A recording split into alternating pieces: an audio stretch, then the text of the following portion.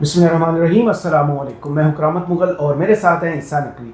नकवी साहब, पहलगाम हमले के बाद भारत ने जो सबसे पहला स्टेप उठाया वो सिंध तास माहदे को मुअत्तल करने का था। पाकिस्तान की तरफ से ये स्टेटमेंट आई कि अगर भारत पाकिस्तान का पानी रोकता है तो ये जंगी इकदाम होगा। पहले भारत ने पानी रोका, फिर छोड़ दिया। सायरा अफजल तारड़ साहब हैं, मुस्लिम लीग नून की रहनुमा। उनकी एक वीडियो है जिसको मीडिया ने बड़ा वाइडली रिपोर्ट किया। वो चनाब किनारे खड़ी हैं और कह रही हैं कि भारत की ये जुर्रत ही नहीं है, उसमें ये सलाहियत ही नहीं है कि पाकिस्तान का पानी रोक पाए। मुस्लिम लीग नून ने इसे बड़ा बढ़ा चढ़ा के मीडिया में वायरल भी किया। क्या भारत के पास वाकई इसकी गुंजाइश नहीं है, सलाहियत नहीं है या जुर्रत नहीं है? मुगल साहब, द बैड न्यूज़ इज़ कि इंडिया ने प्रैक्टिकली 6 दरियाओं पे कब्ज़ा कर लिया। अच्छा। और ये वो हकीकत है जो अगर आप पाकिस्तान की आवाम को नहीं बताएंगे तो आप पाकिस्तान की आवाम को इंडिया के ख़िलाफ़ तैयार कैसे करेंगे? सही। आप इंडिया को ऐसा करने से रोकेंगे कैसे? कबूतर अगर आंखें बंद कर लेगा, वो कबूतर नहीं जो मियां मोहम्मद नवाज शरीफ ने अपने हाथ पे बिठाया था और उड़ाया था। सही। अगर कबूतर आंखें बंद कर लेगा तो क्या उसको बिल्ली तो नज़र आना बंद हो जाएगी क्योंकि उसकी आंखें बंद हैं? सही। बिल्ली दूर चली जाएगी क्या? नहीं। प्रैक्टिकली इंडिया इस वक्त 6 दरियाओं पर काबिज है। अगर तो हुकूमत ये सोचकर पाकिस्तान की आवाम को नहीं बताना चाह रही कि अगर हम उनको बता देंगे कि 6 दरियाओं पे इंडिया ने कब्ज़ा कर लिया है, जी। सतलुज, ब्यास, रावी, झेलम, चनाब और सिंध, लोग कहेंगे यार ये आप क्या कह रहे हैं, 3 दरिया तो पहले ही इंडिया के पास थे। नहीं, जब सिंध तास मुआहदा ख़त्म होगा तो फिर 6 के 6 दरिया एज लोअर राइपेरियन हमारे। सही। फिर ये 3 दरिया उनके नहीं हैं। उन्होंने इंडस वाटर्स ट्रीटी मुअत्तल की है। अगर वो कहते हैं कि ऐसी कोई ट्रीटी नहीं है, इन अबेयंस है, हम इसको नहीं मानते, तो इसका मतलब यह है कि ये 6 दरिया एज लोअर राइपेरियन हमारे। बिल्कुल सही। तो उन्होंने इस वक्त 6 के 6 दरियाओं के ऊपर क्लेम डाल दिया है, कब्जा कर लिया है और 1 करोड़ 80 साल, 1 करोड़ 80 लाख साल की तारीख तब्दील करने का मंसूबा बना रहा है इंडिया। सही।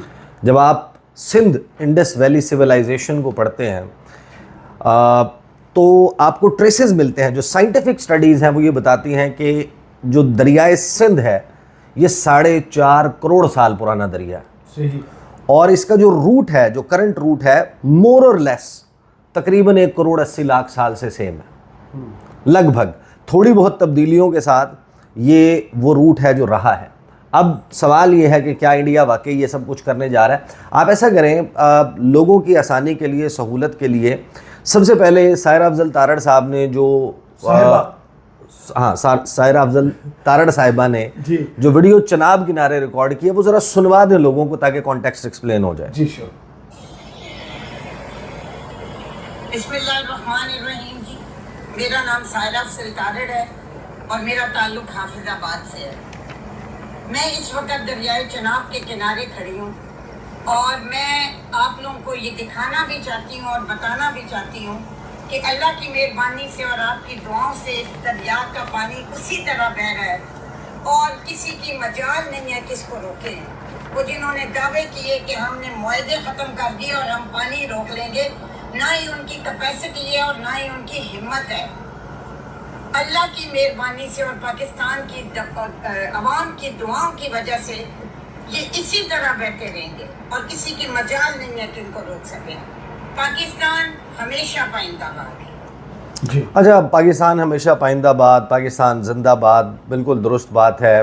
पाकिस्तान की आवाम की दुआएं पाकिस्तान के साथ हैं। पाकिस्तान की आवाम पाकिस्तान की सरहदों की ख़िलाफ़ वर्जी करने वाली हर मैली आँख के ख़िलाफ़ यकजा है, इत्तेहाद है। लेकिन आप उनको बताएं कि हो क्या रहा है। सही। और हो क्या चुका है। इस वक्त सायरा अफजल तारड़ साहिबा, मरियम नवाज साहिबा जो पंजाब की चीफ मिनिस्टर हैं, उनको टॉप ऑफ हर लंग्स इस वक्त इस बात पे अपने सूबे की आवाम को, पाकिस्तान की आवाम को सेंसिटाइज करना चाहिए था। फेफड़े फुला के बताना है। जी। सायरा अफजल तारड़ साहिबा कह रही हैं ना कि मैं चनाब किनारे खड़ी हूँ। वो जहाँ पर खड़ी हैं ये मई के महीने में रिकॉर्ड कर रही हैं। मैं आपको बताऊँ, अगर ये 2 महीने के बाद जिसको चनाब का किनारा कह रही हैं यहाँ खड़ी भी नहीं हो पाएंगी, पानी इससे भी ज़्यादा हो जाएगा। सवाल ये नहीं है। देखें, इंडिया ने जो स्टेप उठाया है और अब तक जो कुछ कर चुका है उसका इम्पैक्ट क्या है। 1960 से आपके और इंडिया के दरमियान इंडस वाटर ट्रीटी मौजूद है, जिसके तहत सबसे पहले तो जाहिर है कि ये पाकिस्तान की फेवर में नहीं है कोई वाटर ट्रीटी। हमने 3 दरिया बिल्कुल ही जिसे कहते हैं कि फोरगो कर दिए, सरेंडर कर दिए, जिसके ऊपर देखें सतलुज, ब्यास और रावी के ऊपर उनका पहले जो डैम था वो था रंजीत सागर डैम। रंजीत सागर डैम के बाद पठानकोट, ज़िला पठानकोट में उन्होंने बनाया एक और डैम, शाहपुर कांडी डैम। वहाँ से इन्होंने इसका पानी, रावी का पानी मोड़ दिया राजस्थान और पंजाब के मुख्तलिफ इलाकों से होता हुआ उसको आबाद करने के लिए। फिर उनका है पौंग डैम और भाखरा डैम, ब्यास पे और सतलुज के ऊपर। और प्रैक्टिकली वो 3 दरिया उन्होंने कंट्रोल में किए। उनके पास उसके ऊपर इतने रिजर्वायर्स मौजूद हैं कि वो पाकिस्तान की एक एक बूंद रोक सकते हैं, सारे का सारा पानी डाइवर्ट कर सकते हैं। हमारे पास जो 5-6% आता है उस मौसम में जब हमें असल में ज़रूरत होती है, वो पानी भी हमें यूँ समझें कि चूंगे में मिलता है। सही। जो वो अपने ही इंडिया के कुछ एरिया को पानी देने के लिए छोड़ते हैं, उससे जो बच खुच जाता है वो आपके इन दरियाओं में आता है। जब तुग़यानी होती है, जब पानी अबंडेंस में होता है, जब ग्लेशियर्स पिघलने का अमल होता है, जब बारिशों का सीज़न होता है, जब मानसून होता है, हर साल देखते हैं, तो उस वक्त इंडिया अपने डैमों के स्पिलवेज पाकिस्तान की तरफ खोल देता है। और आप देखें कि आपके ऊपर किस किस्म का सैलाब आता है। अब जो आपके मगरबी दरिया हैं, साहिरा अफजल तारड़ साहिबान ने तो कह दिया कि चनाब में पानी आ रहा है, पानी तो जेलम में भी आ रहा है, पानी तो सिंध में भी आ रहा है। इंडिया के पास इस वक्त कोई 306 मिलियन एकड़ फुट से ज़ायद कैपेसिटी नहीं है कि वो पानी स्टोर कर सके। लेकिन वहाँ पर अभी जो उसके इंफ्रास्ट्रक्चर्स हैं, उसमें किशन गंगा है, उसमें वुलर बैराज है, उसमें भागलियार 1 है, भागलियार 2 है, run of the river project हैं ये, और फिर ज़ाहिर है कि इनके साथ छोटे छोटे रिजर्वायर्स भी मौजूद हैं। अब जो इंडस वाटर ट्रीटी है, अगरचे कुछ चीज़ें ऐसी हैं जो for the sake of repetition मैं दोहराऊंगा, कुछ हम गुज़श्ता चंद दिनों में इसके ऊपर बात भी कर चुके हैं, लेकिन इन 3 दरियाओं में इंडिया के पास इंडस वाटर ट्रीटी के मुताबिक ये प्रोविज़न मौजूद है। एक तो वो run of the river projects बना सकता है, दूसरा उसके पास ये प्रोविज़न भी है कि वो कश्मीर में और लद्दाख में लगभग कोई 14 लाख एकड़ रकबा सैराब कर सकता है। सही। इस वक्त वो इस कैपेसिटी का यानी कि 13,70,000 एकड़ रकबा जो है वो काश्त कर सकता है और इसके पानी से। और इसमें वो इस वक्त तकरीबन 6.5 लाख एकड़ रकबा जो है उसको काश्त कर रहा है। सही। अब उन्होंने प्रैक्टिकली जो काम किया, होता क्या था, इंडस वाटर ट्रीटी के तहत पानी जो फ्लो करके पाकिस्तान में आ रहा है उसका डाटा डेली बेसिस के ऊपर पाकिस्तान के साथ शेयर किया जाता था। आपके यहाँ पानी की डिस्ट्रीब्यूशन कैसे होती है, आपको पता चलता है कि भई आज इतने हज़ार क्यूसेक पानी आ रहा है, आज इतने मिलियन एकड़ फुट पानी आ रहा है, आज इतना पानी आ रहा है, आज इंडिया स्पिलवेज खोलने लगा, आज पानी का बहाव इतना होगा। आप उसके हिसाब से डिसाइड करते हैं कि आपने अपनी इरीगेशन कैसे प्लान करनी है, आपने कहाँ कितना पानी डाइवर्ट करना है, क्योंकि आपके जो मशरक़ी दरिया हैं वो आपसे छीन लिए गए। आपने कुछ नहरी निज़ाम बनाया, कुछ एक दरिया से दूसरे दरिया में, दूसरी नहर में। पाकिस्तान में पढ़ाया कि दुनिया का सबसे बेहतरीन नहरी निज़ाम पाकिस्तान। तो वो किस वजह से बना था, वो किस तरह से बना, क्योंकि आपका जो ओरिजिनल 3 दरिया थे उनको खुश कर लिया ना, वो इंडिया ले गया। तो अब आपको वहाँ तक पानी पहुँचाना था, आपको वो अपने मुख्तलिफ इलाकों में पानी पहुँचाना था। उसके लिए देखें, ये जो पानी है ये पानी ज़िंदगी है। पानी के बगैर सहरा होते हैं और सहराओं में खेमे लगते हैं, शहर आबाद नहीं होते। सही। शहर आबाद होते हैं पानी किनारे। आपके यहाँ मुल्तान देख लें कहाँ पर आबाद है, आप देख लें कि आप लाहौर कहाँ पर आबाद है, जितने एंशिएंट शहर, गुजरात कहाँ पर, सारे के सारे दरिया किनारे आबाद हैं, जहाँ पर आपको कुछ 100 साल पुरानी इमारतें, 200 साल पुरानी इमारतें मिलती हैं। ये तो अब ट्रेंड बना है ना कि आप कहीं से पानी लेकर आ गए और इस्लामाबाद में आपने जनाब कर लिया कि आपने रावल डैम बनाया, आपने सिमली डैम बनाया, फिर खानपुर डैम है, और फिर कोई गाजी बरोथा का भी मंसूबा है। लेकिन इस वक्त पिंडी इस्लामाबाद में भी जो सूरत हाल है ना, उस पर हम अलहदा से बात करेंगे। कितनी ग्रेव सिचुएशन हो चुकी है। अगर 20 दिन में अगले बारिश ना हुई तो यहाँ पर आप देखेंगे पानी की कितनी बड़ी कमी हो जाएगी अगर हैवी रेनफॉल नहीं होता। इसके ऊपर मैं रिपोर्ट पढ़ रहा था। अलबत्ता इंडिया ने ये किया है कि आपके साथ एक तो डेटा शेयरिंग ख़त्म कर दी है, दूसरा उसने कहा कि इंडस वाटर ट्रीटी से हम भाग गए हैं। वो कहते हैं इसको रीनेगोशिएट करें। इंडिया ने जंगी इकदाम प्रैक्टिकली कर दिया है। उन्होंने 6 दरियाओं के ऊपर क्या किया है, ये जो इनके पास फैसिलिटीज़ मौजूद थी, ये प्रोसेस हम पहले भी एक्सप्लेन कर चुके हैं जब हम वीडियो कर रहे थे, लेकिन क्विकली बहुत सारे लोगों ने वो नहीं देखी होगी।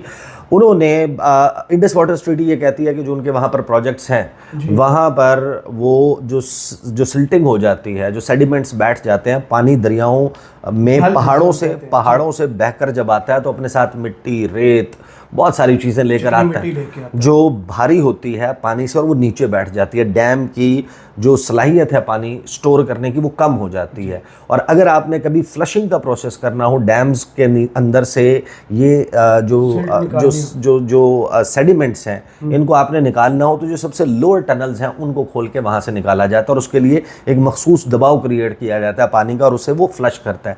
उनके अंदर कैपेसिटी पैदा हो जाती है। ये अलाउड है सिर्फ और सिर्फ पीक मॉनसून सीजन में, यानी मिड अगस्त में जाकर, अगस्त के पहले हफ्ते दूसरे हफ्ते में जाकर, जब पीक मॉनसून सीजन होगा, फ्लैश फ्लडिंग का वक्त होगा, जिस वक्त बारिशें हो रही होंगी, तमाम कैचमेंट एरिया में बारिश हो रही होगी, पाकिस्तान इंडस के मेन वाटर और इनके मेन जो पानी है उसके ऊपर रिलाई नहीं कर रहा होगा, उस वक्त इंडिया को ये अलाउड है कि वो फ्लशिंग करके अपने डैम्स को फुल कर ले, अपने रिजर्वायर्स को फुल कर ले।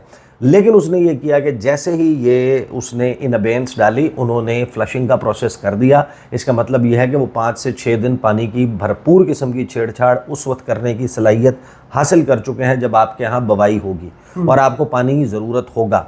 अब देखें, इसमें तो कई साल लग जाएंगे अगर वो पानी जो है उसके ऊपर ज़ख़ीरा करने के लिए मज़ीद बड़े डैम्स बनाते हैं, पानी को डाइवर्ट करने की कोशिश करते हैं। लेकिन इंडिया प्रैक्टिकली चाहता क्या? इंडिया ये चाहता है कि प्रीटेक्स्ट इसका जो है ना वो कहानी ये डाले कि क्लाइमेट चेंज का फिनोमेना आ चुका है और हमें यहाँ पर जो है वो अब इंडस वाटर ट्रीटी, सिंध तास मुआहिदा, उसको तब्दील करने की ज़रूरत है। अब मैंने जो हमारे मुख्तलिफ अदवार में इंडिया के साथ डील करते रहे लोग जो सिंध तास मुआहिदे से वाकिफ़ हैं, इसकी डेलिकेसीज से वाकिफ़ हैं, उनसे मैंने पूछा, देखें, उन्होंने कहा कि ये बात तो दुरुस्त है कि क्लाइमेट चेंज का फिनोमेना है और यकीनन कुछ चीज़ें ऐसी हैं जिनके ऊपर बात होनी चाहिए। हमें भी कोई मशरक़ी दरियाओं की तरफ से इंडिया के साथ अगर रीनेगोशिएट करना है, लेकिन उन्होंने कहा कि रीनेगोशिएट नहीं करना चाहिए।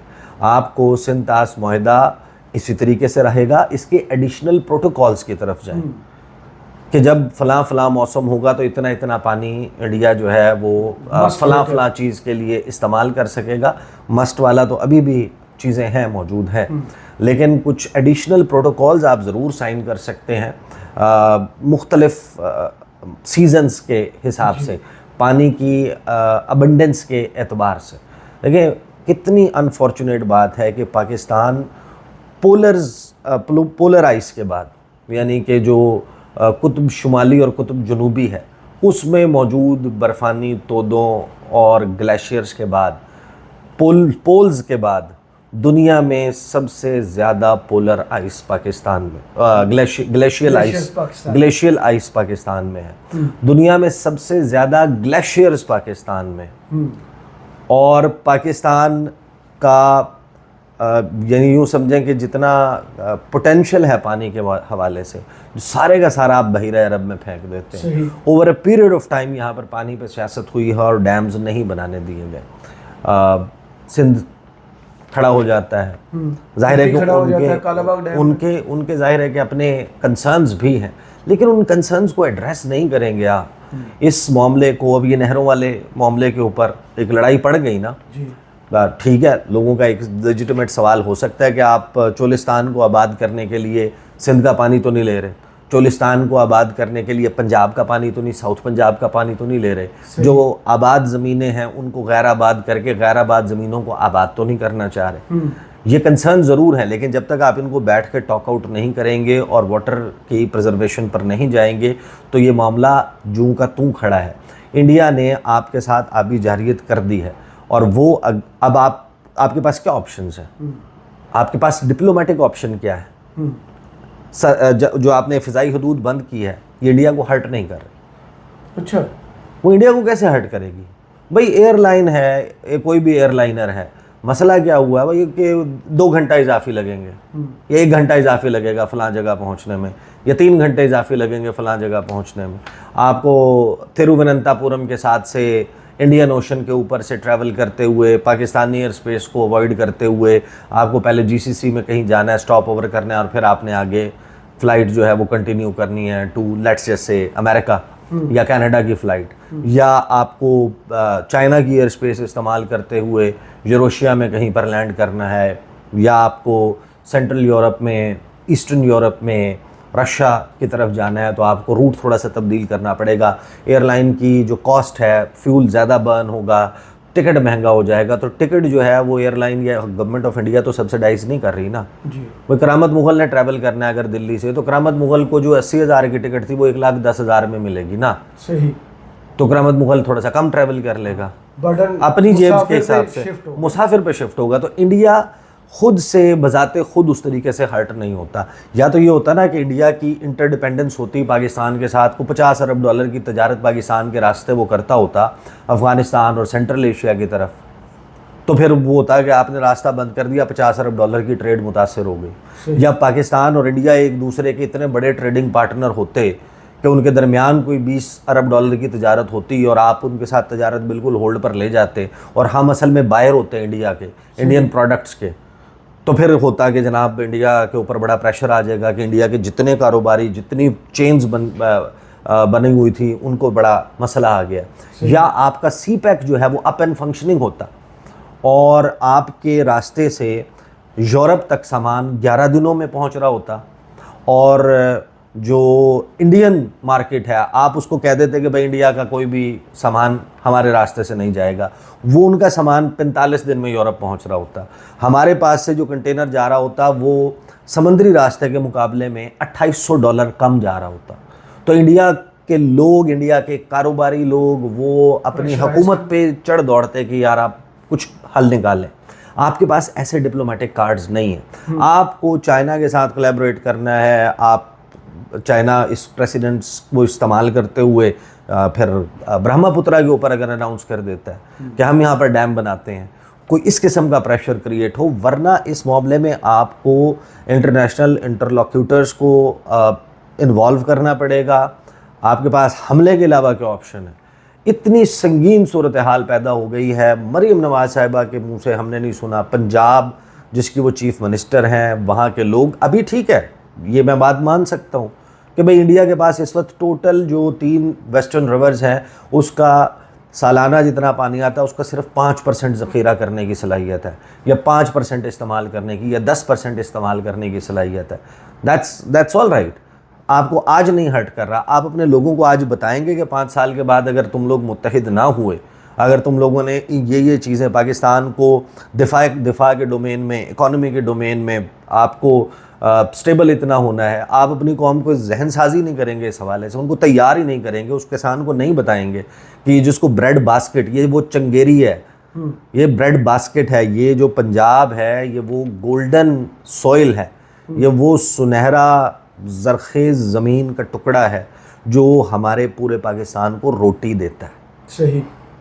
हर इलाके की, हर खित्ते की अपनी अहमियत है, लेकिन आपकी ब्रेड बास्केट और प्रैक्टिकली 37 से 40% आबादी जिस चीज़ से वाबस्ता है रोज़गार के एतबार से, उसको तबाह करने के ऊपर इंडिया आ चुका है। और आप अपने आवाम को ये कह रहे हैं कि देखें चनाब में पानी आ रहा है, इंडिया की ज़रूरत ही नहीं है कि इंडिया पानी रोक सके। आपकी चीफ़ मिनिस्टर इस हवाले से, पंजाब की चीफ़ मिनिस्टर वो बात नहीं कर रही। आपके मरकज़ से जितनी सख्त बात होनी चाहिए उसकी निस्बत मैं समझता हूँ इससे ज़्यादा सख्त बात होनी चाहिए। मियाँ मोहम्मद नवाज शरीफ की तरफ से हम नहीं सुन रहे। वो तो कहते हैं ना कि पंजाब के बहुत बड़े लीडर हैं, उनकी तरफ से भी जनाब वो तख्त लाहौर के बहुत बड़े, वो लाहौर में रावी सूख गया। कहाँ है रावी का पानी? किधर है सतलुज और ब्यास?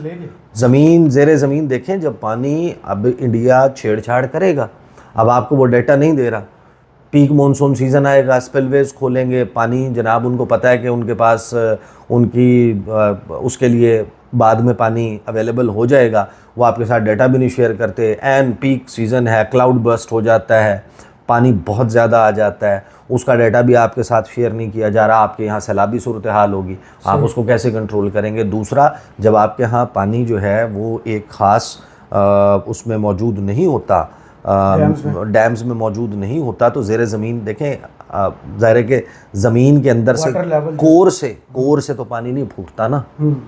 वो जो चश्मे फूटते हैं, वो जो पानी आता है, वो ज़ेर ज़मीन चैनल्स हैं, टनल्स इस तरीके से बनी हुई होती हैं।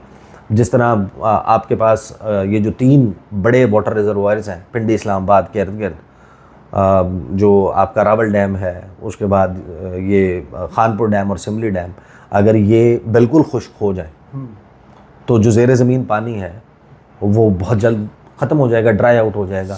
ये तो उसमें ड्रिप करके ज़मीन, ज़ेर ज़मीन वो चैनल्स हैं 90 की दिहाई के आपके पास लगे हुए हैं, जो ट्यूबवेल्स हैं जितने भी रावलपिंडी में लगे हुए हैं, और वो जितने फीट पे लगे हुए हैं, अगर पानी कम होता है तो वो खुश्क हो जाएंगे। बिल्कुल 700-700 फुट के ऊपर आपको पानी नहीं मिल रहा।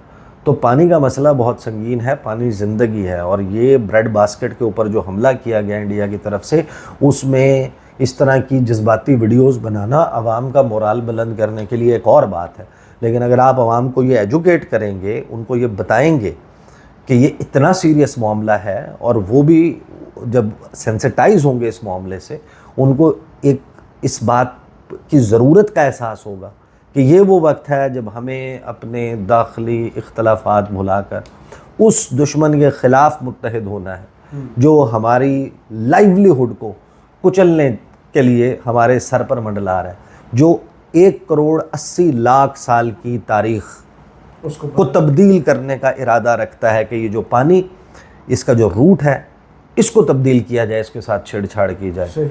इंडस वैली सिविलाइजेशन दुनिया की पुरानी तरीन तहजीबों में से है, और ये सिंध के नाम पे, दरियाए सिंध के नाम पे है। इसको, इस एरिया के नीचे आप जाएं, माजी में पूजा जाता था, सिंध को, दरिया को देवता समझा जाता था। तो वहाँ के लोगों के लिए बहुत इंपॉर्टेंट है, और हुकूमत को अब कबूतर की तरह आंखें बंद करने के बजाय बताना चाहिए लोगों को ये थ्रेट है। सही, बहुत शुक्रिया इहसान नकवी आपके तजज़िया का। कमेंट्स बॉक्स में ज़रूर बताइए ये वीडियो आपको कैसी लगी। इजाज़त दीजिए, अल्लाह हाफ़िज़।